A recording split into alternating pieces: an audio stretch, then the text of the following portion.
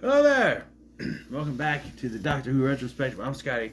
We're on Series 4, Episode 2, The Fires of Pompeii.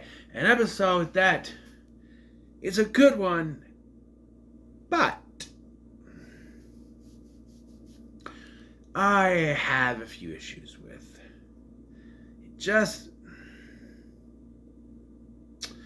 I don't know. It starts out good, great even. And then at a certain point, there's a reveal of what is going on. And then they just turn that upside down and reveal something else. And it's like, okay. The first reveal fits in with the narrative of planets going missing. And the other one, it's just unnecessary to me. Like, why does it have to be that? You know what I mean? Like, I don't know.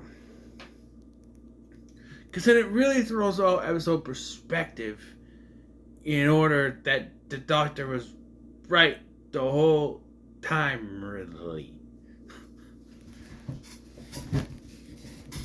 Or like, maybe not right the whole time, but like, what would have happened? Like, Donna was right the whole time. Excuse me. Donna. So, yes, the fires of Pompeii. So the Doctor and Donna... pre-title sequence, I think, is just them in landing. They are, Doctor says they land in Rome, but anyone could tell it's not Rome, but he thinks it's Rome, and realizes it's not Rome, it's Pompeii, and it's Volcano Day. Things are going to happen, even though it's actually Volcano Day is the next day, but yeah. And here we meet Caecilius, played by Peter Capaldi, one of 3 characters that Peter Capaldi would play in this universe. And, well, I'll explain. So he plays the 12th Doctor, he plays Caecilius, and he plays another character in Torchwood. It is said that the character in Torchwood is a descendant of Caecilius, and then the 12th Doctor, that's explained in Series 9, I think. Or later Series 8, one of them. I don't know. Yeah. Once they realize what happens, the Doctor just wants to get the fuck out and leave. He was gone. Nope. This is supposed to happen. It's a fixed point. Can't do anything. Gotta leave. Donna's like, no, it's a moral thing. We have to save people. And then the TARDIS goes missing. And right away, it's one of those writing things where, we have to make the TARDIS go missing so that they can't leave. But they find it very quickly, and then just don't use it because Donna has that moral question. But they just don't leave. And because the Doctor gets intrigued about things, there are these soothsayers, one of which is played by Karen Gillan, who will go on to play the 11th Doctor's companion, Amy Pond, for Series 5, 6, and half of 7. Yeah.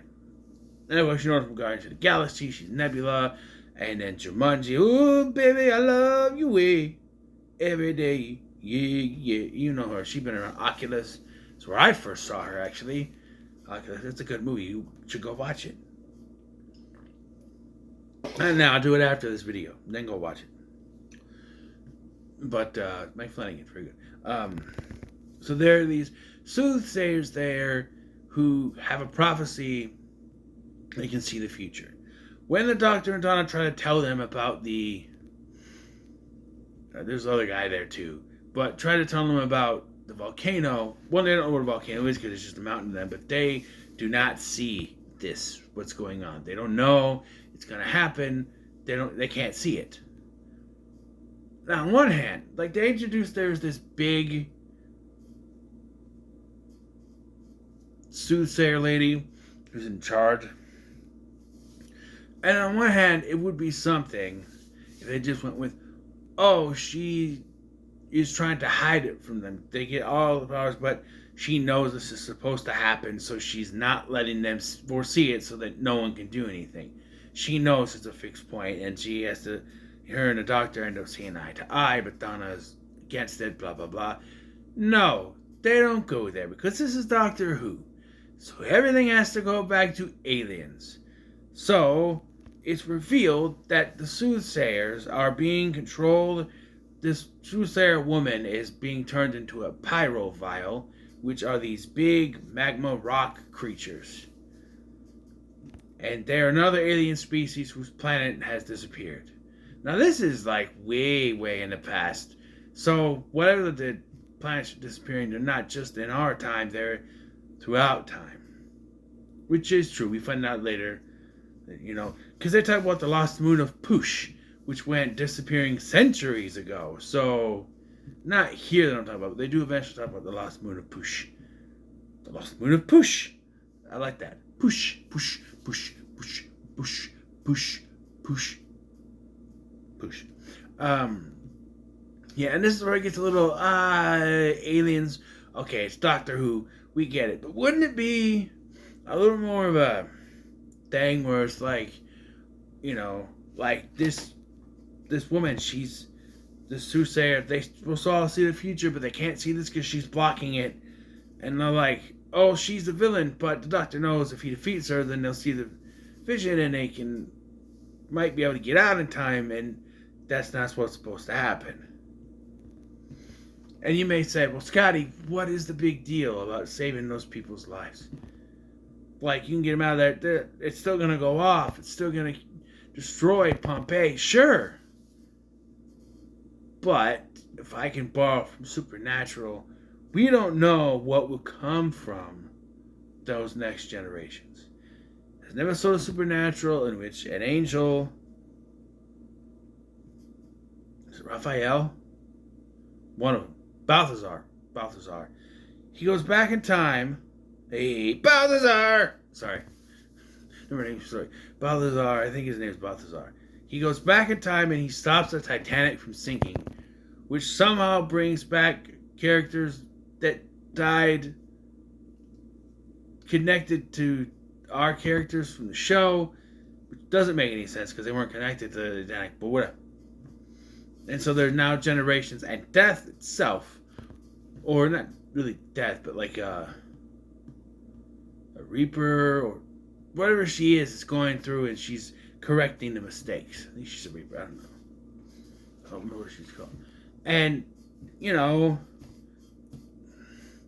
because it's, I don't know.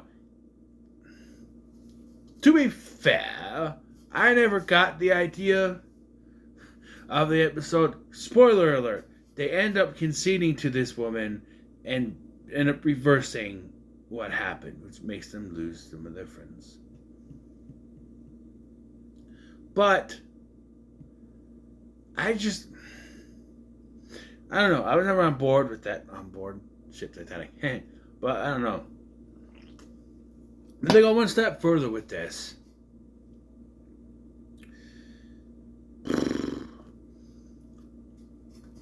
So the Doctor and Donald are on the run, right? I'm kind of jumping around because this is kind of a one just to kind of jump around and talk about the topics without the thing. Not go shot for shot like I usually do. But anyway, like, Donald gets captured because she knows too much, and the Doctor has to come and save her, and then they escape through into the volcano, and then they're hiding in this little area, which ends up being an escape pod, I found out later. And the Doctor realizes, like, so if this is allowed to continue, the volcano is not going to erupt. Vesuvius is not going to erupt. But the pyroviles will come out and they will take over the world. And the only way to stop them is to blow up the mountain. So the Doctor is going to cause the tragedy of Pompeii. And he knows he has to do it. It's either Pompeii or the world. The needs of the many outweigh the needs of the few. So, yeah, he has to blow it up and let the Pompeii happen. Let Vesuvius happen. He has to let it happen. It's a moral dilemma, and the acting here. David Tennant, he's great. He's got the look on his face. He knows he has to do it. He doesn't want to do it, but he knows he has to. It's the only choice. And you got Catherine Tate, who's just in tears at some point. There's a point here that she just gives it her all. Like, when it starts happening, there's ash coming down, and like they go back to where the TARDIS is, and Caecilius and his family are there, and they're begging, help us, help us. And he just gets in, and then Donna just, no, Doctor, you can't. And she get, like, okay, this is a little, this little nitpick. He starts activating the TARDIS. You hear going, and she's still able to get inside of it when it's supposed to be disappearing. And she's like, Doctor, you can't do that. You can't leave. You gotta go back. You can't do it. And like you lost your planet. And he goes, that's just it. I can never go back there. I can't. I can never change that.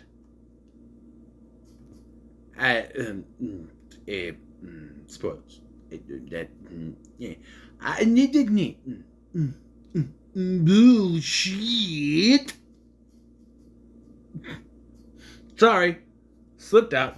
Anyway, so Donna guilts him basically, and she's very good in this scene to go back, save Caecilius and his family, and they go up on this ridge or whatever it is and watch the whole tragedy happen. Basically, now that's mean.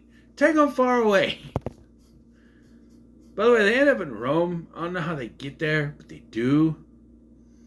Yeah, the Doctor and Donna, and even the Doctor says, you know, I do need someone with me. Because, you know, he would have just let him go. He would have. Here's the thing, though. If Donna wasn't with him, he would have left. Right? Like, I know it's supposed to happen.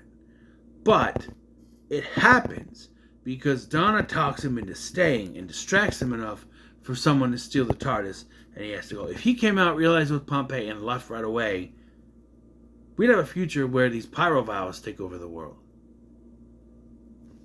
Just saying. And again, that's 2 planets that have gone disappearing, so... Yeah. Yeah, and we get sort of... It looks like, it, you know, they're traveling through the time vortex, and then we come back to Rome 6 months later, and it's like a typical family now. Caecilius is questioning what his daughter is wearing. All of the girls in Rome are wearing this. By the way, I mentioned this in my review for the movie Pompeii, but I'm going to say it again here. Why is it every movie that takes place in Rome, which, by the way, in Rome or in Roman culture, which, by the way, is in Italy, the people speak like the British? They should be speaking like a these, because they're Italian. Aha, babadi boopy. No, it's a stereotype, I'm sorry. Hey, I'm Italian. Garlic bread. Grazie, you know? But they speak with heavy British accents. By the way, I should point out that during this final fight, somewhere Jon Snow is fighting Kiefer Sutherland. Sorry, that's from the movie. I gotta point that out. Anyway, yeah, and so then the oldest son, there's another kid, right? I swear it was a little kid, maybe not. But the son is, they're gonna go out and they're like, oh, make sure you pray to the new gods or whatever. And it's literally a carving of the Doctor, Donna, and the TARDIS. Yeah, I don't know. But yeah, that's how it ends. Planet of the Ood next. I vaguely remember this one. I have to rewatch it, obviously. Not tonight, though. I've done 2. It's getting a little late.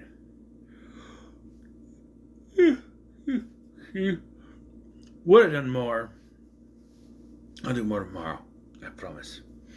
But it's a good start, right? This episode, like I said, is not bad. I just feel like... And it's nitpicking. I know it is, because it's Doctor Who. You gotta expect it. I just felt like the alien aspect wasn't needed. I get it. It's a part of the overarching plot of planets disappearing. But I felt like the episode could have just been about the moral complications of trying to save them, whether or not they should do it. And by the end, you know, it's the Donna, you have the soothsayers, and you have that whole thing with one of them is blocking it because it's supposed to happen, and then Donna tries to talk him into it. And then you can still have him save Caecilius and his family, but it still has to happen. You know?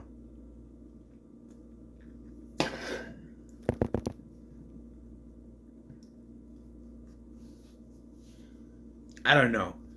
Again, it's Doctor Who. You got an alien aspect in there. I get it, but it's just, it's a nitpick. I know. Doctor Who is aliens. Anyway, what are your thoughts on this episode? In the comments below, make sure to like, share, and subscribe. Thank you for watching. I'm Sky, and I'll see you in the next one.